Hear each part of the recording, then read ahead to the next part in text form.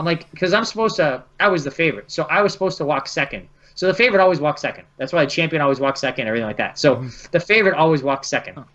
So, or champion always walks second. If it's not a title fight, the favorite always walks second. So I was the favorite, so I was supposed to walk second. I was supposed to be in the red corner. But I'm like, I don't care about walking second. I will walk first. I don't give a shit. You know, I want to, if I win, I want it to be the judges because the judges picked me. If I lose, I want it to be because the judges picked him. I don't want there to be any confusion. And, like, well, we can't change the corners. We don't allow the fighters to have any say on the corners they're in. I'm like, okay. I'm like, well, can we both wear different color shorts? Well, you can choose to wear a different color. So you can not wear blue. You can wear black or white, but we can't do anything about him. And at that point, now we're like a couple days from the fight. I don't really want to contact him. I don't want to get trying to him, and I don't want to, do anything. So I'm like, all right. I thought about it. I really thought about it, and then I'm thinking when we got the judges, I'm like, fuck, did it screw him this time?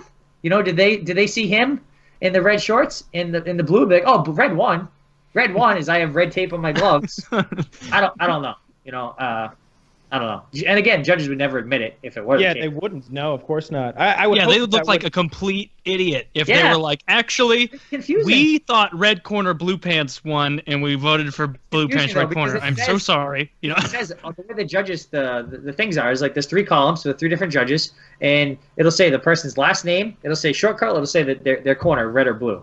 But if you just look at it, you just look up like real quick, it's got blue. You circle it because you're kind of under pressure time-wise because you have to you get someone there, like, give me a score. You got to freaking think about it. You got to decide. You got to write in the score, and you got to hand it off. So, I don't know. It's easy to mess up. So easy to mess up. A question about the judges. I don't know if this even makes sense for it, but is there ever a time where you're like, oh, I know that Bill Richardson or whatever is going to be one of the judges, and he always tends to enjoy striking, or he really appreciates good jiu-jitsu or something. For the most part, I'm sure I could probably look into it, but it's like we don't really know who the ref is going to be. We don't know who the judges are going to be. We don't really know anything, and like I don't know if there's any really statistical data like that is easily accessible. I know that there's.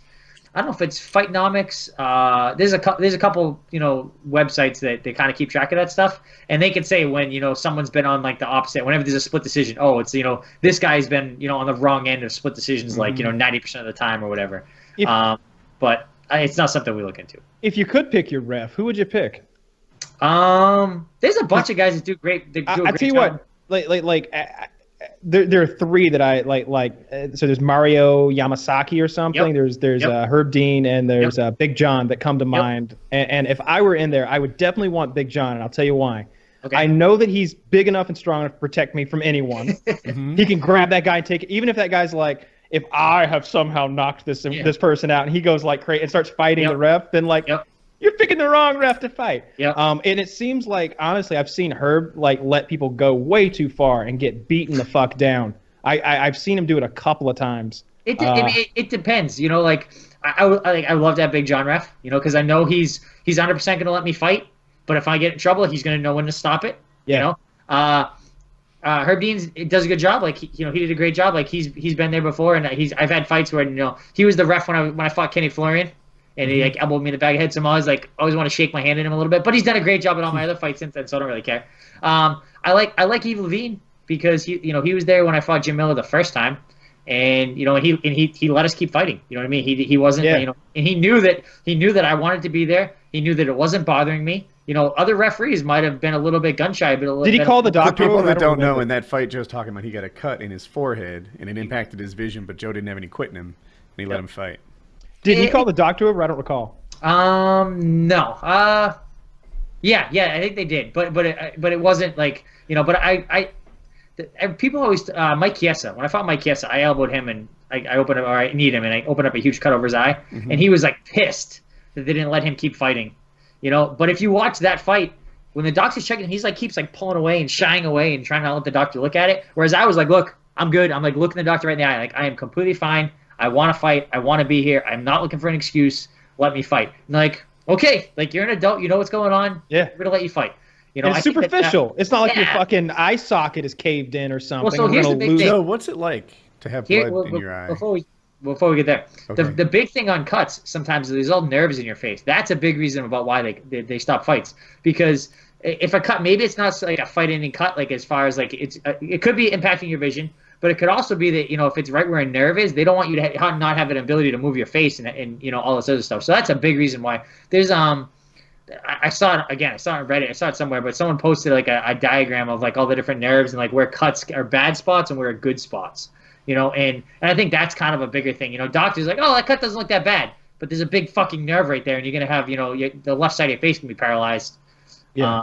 So that's kind of a big thing. You go around and let the guy start digging in there. Yep. Describe what it's like to have blood in your eye. So I've had some fights where I've been like a small cut, and it's honestly, it's almost like more annoying because it's like it's an intermittent, like kind of dripping and kind of getting in your face a little bit. It's kind of annoying.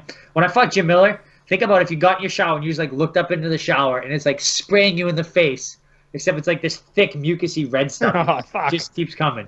So you're in the back of your head, though, like, are you thinking at the time, like, goddamn, like, I'm pretty hardcore. I'm bleeding like this. Like, look at all these bitches out in the crowd. Like, they could bleed like this.